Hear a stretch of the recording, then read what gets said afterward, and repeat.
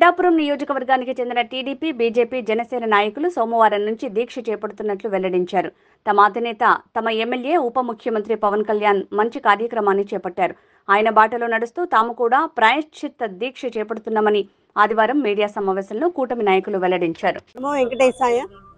పవన్ కళ్యాణ్ గారు తిరుపతి లడ్డూకి తయారీలో జరిగిన వ్యర్థ పదార్థాలతో చేయడం వల్ల జరిగిన దానికి ప్రాయశ్చిత్త దీక్ష ప్రారంభించారు గుంటూరులోను.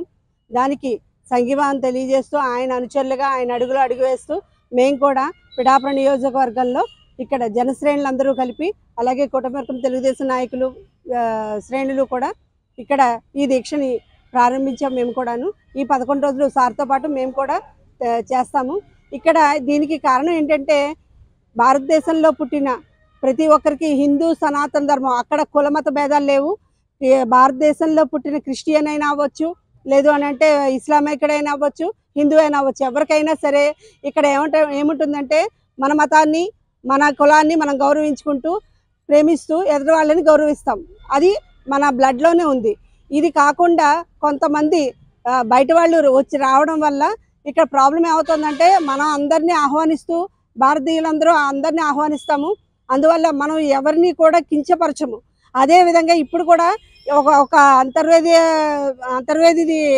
రథం తగలడిపోయినప్పటికీ, విగ్రహాలు కూర్చున్నప్పటికీ, వినాయకుడికి అశుద్ధం అంటించినప్పటికీ కూడా మీ పాపాన్ని మీరే పోతారని మనం ప్రాయశ్చిత్తం చేసుకుంటూ ఇట్లా ఉన్నాము. దయచేసి ఇక్కడ ఈ దీక్షపూర్వకంగా ఈ వేదిక మీద నుంచి మన ముఖ్యమంత్రి శ్రీ నారా చంద్రబాబు నాయుడు గారిని, ఉప ముఖ్యమంత్రి పవన్ కళ్యాణ్ గారిని మేము ఒకటే కోరుకుంటున్నాము.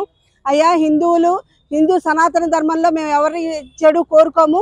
మేము శత్రువుని కూడా బాగుండాలి అనే కోరుకుంటాము. ఇటువంటి మా హిందూ భక్తుల మనోభావాలని దెబ్బతినే విధంగా కొంతమంది దొండగలు చేస్తున్నారు. దయచేసి ఈ ప్రసాదంలో ఎవరైతే వ్యర్థ పదార్థాలని కలిపి దాన్ని అపవిత్రం చేశారో వారిని గుర్తించి తగిన శిక్ష వేయవలసిందిగా మనస్ఫూర్తిగా కోరుకుంటున్నాము. నమో వెంకటేశాయ. గోవింద. జై జనసేన.